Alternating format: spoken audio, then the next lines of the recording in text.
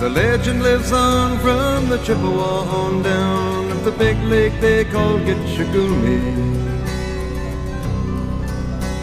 The lake, it is said, never gives up her dead when the skies of November turn gloomy. With a load of iron ore, 26,000 tons more than the Edmund Fitzgerald weighed empty. That good ship and true was a bone to be chewed when the gales of November came early. The ship was the pride of the American side, coming back from some mill in Wisconsin. As the big freighters go, it was bigger than most, with a crew and good captain well seasoned, concluding some terms with a couple of steel firms when they left fully loaded for Cleveland. Then later that night when the ship's bell rang, could it be the north wind they'd been feeling?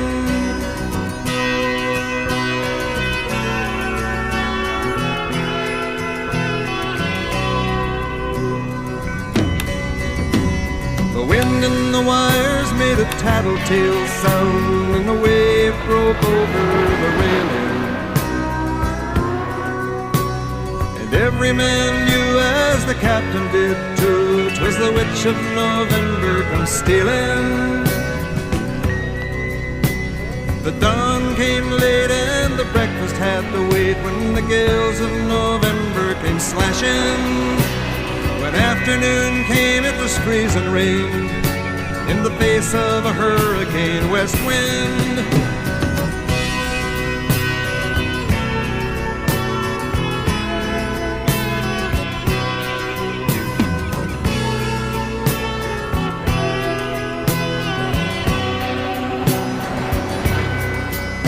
When supper time came, the old cook came on deck saying, "Fellas, it's too rough to feed you."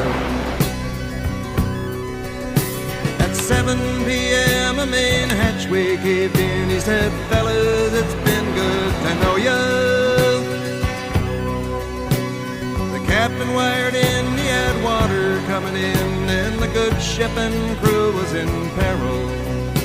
And later that night, when his lights went out of sight, came the wreck of the Edmund Fitzgerald.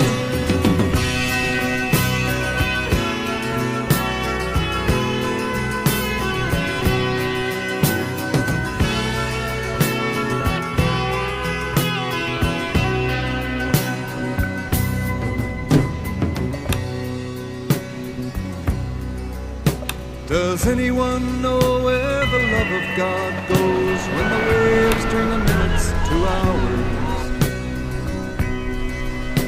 The searchers all say they'd have made Whitefish Bay if they'd put 15 more miles behind her. They might have split up or they might have capsized. They may have broke deep and took water. All that remains is the faces and the names of the wives and the sons and the daughters.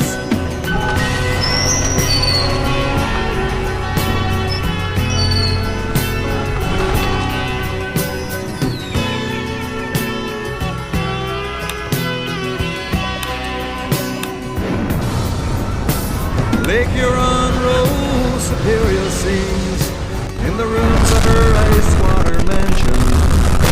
Old Michigan steams like a young man dreams. The island is a sportsman.